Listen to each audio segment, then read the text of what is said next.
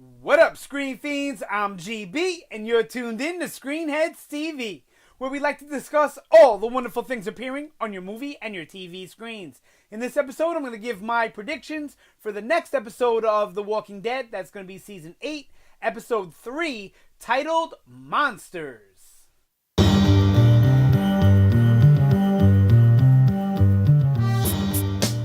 Alright, so I'll say possible spoilers ahead, even though I'm not privy to any spoilers. I stay away from those videos, I stay away from those articles. I try and shield myself as much as possible. Sometimes I get spoiled, but so far with Season 8, I've been lucky. I don't know anything that's going to happen as far as the show, but I am familiar with the comics, and I analyze the shit out of these shows, so, sometimes my predictions are on point. So I'll say possible spoiler alert, just in case I'm right, nobody gets mad at me. Alright, so the synopsis for this episode, sorry I gotta look down and read this one. Conflict with the Saviors leads to unintended consequences for the Hilltop, the Kingdom, and Alexandria. So, basically, after 2 episodes of our group winning, and really accomplishing their goals, not only accomplishing them, but the best in the best way possible, with little casualty and little fault. Right? There was some, but for the most part, they won in a big way in episodes 1 and 2. So this episode, it sounds like, and it looks like from the preview, from the trailer, whatever, and then the 2 sneak peeks that I saw, which both were pretty good. They were very informative on where this episode is gonna go. So that's another reason for the possible spoiler alert, I guess. All right. So, let's try and break it down group by group. I'll do it as quick as I can. So now, as far as Rick and Daryl go, we know that Rick is trapped in the room with Morales, and Daryl is still in that same outpost. And Morales had called in some Savior reinforcements. Now, a second on Morales, I do not think he's an actual Savior, because he refers to the Saviors as the Saviors. Instead of saying my people or whatever it is, right? So I think that Morales is in a situation where he is basically a prisoner. He's working for them. We did see a cell in that compound there, where it was very similar to Daryl's cell. There was handcuffs on the wall. There was dog food, looked like a can of dog food, something like that, on the floor. It was a dirty, nasty cell, and we've seen Daryl in that basically same situation, right? So it didn't break Daryl, though. Daryl's too tough for that, right? It failed to turn Daryl into one of Negan's people. But maybe for Morales, it worked. Maybe now he is one of the people, but they still don't consider him a savior. I don't really know how that works as far as the show goes. They don't explain it much, but they kind of leave it up to you to figure out, which I like also. So, whatever. Alright, so I think we're going to be dealing with Rick and Morales in that room for majority of the episode as far as Rick goes. It'll be a lot of talking, a lot of dialogue there, but, that's all well and fine, in my opinion. I don't think it'll be that the way the whole episode, because the Saviors are going to be coming into that compound, which leads me to what I think Daryl is going to be doing. I think he's going to be sneaking around, trying to take them out one by one. Now, do I think he's going to get them all? Probably not, but he'll probably take out a good amount of them. And I do think the Saviors are going to actually make it to Rick and Morales and capture Rick. What will happen to Morales? Will they kill him? I doubt it, because, he'll probably be rewarded for capturing Rick, unless the Saviors that come want to take credit for it, and then they kill Morales. But that would be so anticlimactic, I think, to bring him back to just kill him. So I hope that's not the way they go. But I do think that some of the Saviors will take Rick hostage, prisoner, and leave with him, and Daryl is going to leave to track him.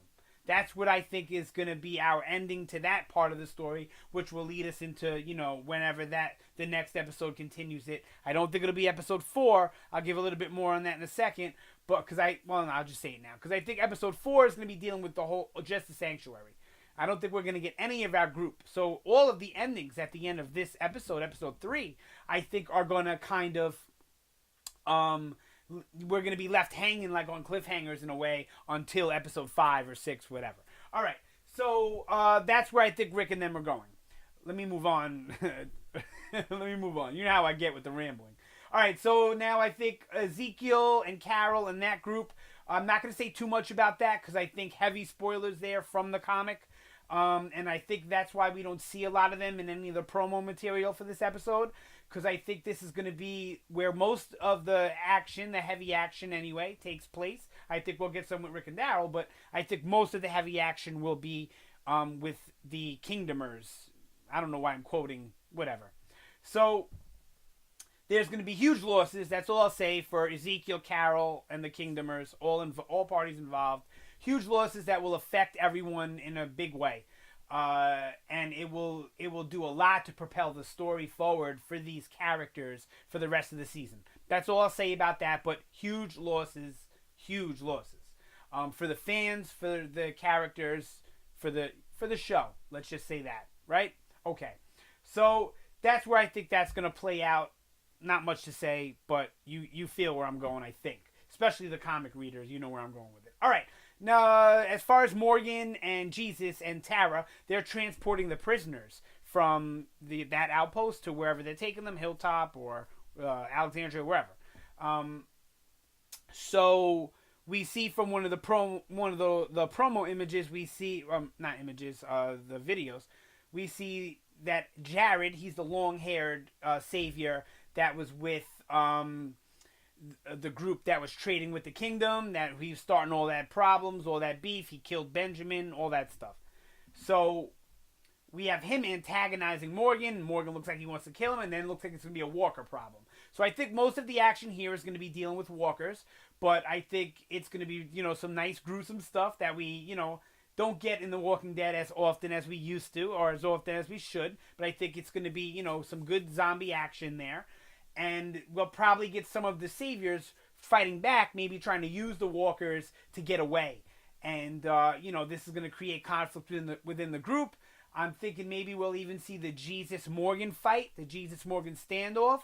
And if we don't see that this episode, I think we're at least going to get a hint of that happening in a future episode. But I do think it is going to happen this episode. And it'll probably be over Jared escaping and then Morgan wanting to track him down and kill him, and Jesus wanting to track him down and not kill him, is where I think they're going to go with this. And remember, the title is Monsters, so that's what we're going to be dealing with this whole episode, is the thought that who's the monster? Everybody is monsters. The walkers are monsters. The people are monsters. Rick's group included.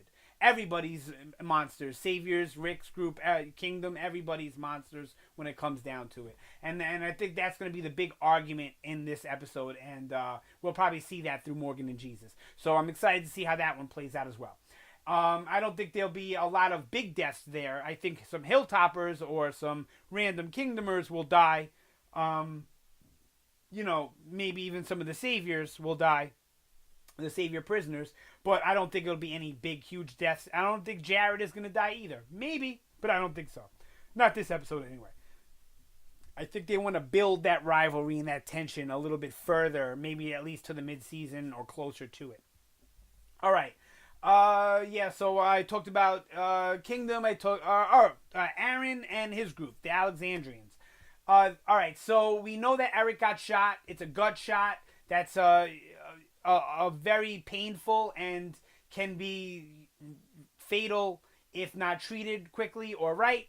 Obviously, it can be fatal. It's a gunshot, right? Any gunshot can be fatal if not treated, but a gut shot is pretty bad, and especially without the proper medical attention. And remember that the Kingdom has a doctor, but Hilltop and Alexandria don't have a doctor right now. Hilltop's is at the Sanctuary, and Alexandria is dead with Denise, right? So the Kingdom has one, but who knows how far that ride is, or if they'll get there in time to save Eric.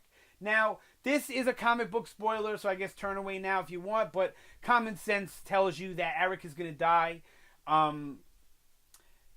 Eric is a secondary, he's not even a secondary character, he's a third tier character. Eric's purpose is only to propel another character, and that's Aaron. So without Aaron, Eric is pointless, right? So I think that Eric dying will propel Aaron's character in a certain direction, a more badass, a tougher, more action-based role, a more, I'm not going to say leader, but like a general in a leader, or not the general, whatever the next in command is, right? Rick, I guess, would be the, like, general, whatever, right? You get it. So, yeah, that's where I think they're going with that. So,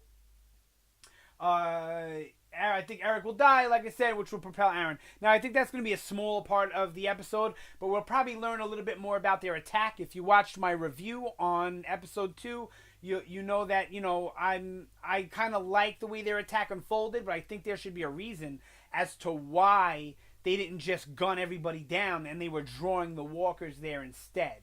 Maybe that's an important place, and they don't want the sanctuary to have it. They don't want the sanctuary to be able to take it back. I don't really know, but I hope there's some significance to that. All right, so yeah, that's pretty much where I see all the groups are going to end on a bad point. The Saviors are definitely going to win with a good point. And like I said, look out for the theme of monsters. That's what it's going to be all about, is Rick probably calling the Saviors monsters, but then Morales saying, well, look at you. You're killing people in your sleep. You're killing the parents of little babies. And what I think we'll see with Morales is a lot of parallels to Rick on what could happen if Rick lost his family, where he only lost Lori. He didn't lose his kids too, and maybe Morales did. And you see Morales going the bad route, but I also see it being a parallel to Daryl and what happened to Daryl with the Saviors. So maybe we can understand a little better why Morales would turn if he was being tortured and treated that way. So it's going to be a really good episode, I think. This season is looking like it's going to be strong all the way through. I know it's going to slow down at some point for an episode or two, but I think they're building it so good that when it does finally slow down a little bit, I think it's still going to be super entertaining and super tense. Remember, it's this all-out war, so expect a lot of excitement. All right, that's it for this one. I'm going to stop rambling in your ear. Sound off down below. Let me know what you think about my predictions for The Walking Dead Season 8, Episode 3, Monsters, or what some of your predictions are. Or if you just want to talk about The Walking Dead in general, the rest of the season, anything Walking Dead related, hit me up in the comments.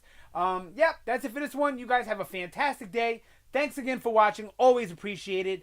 And I will see you next time.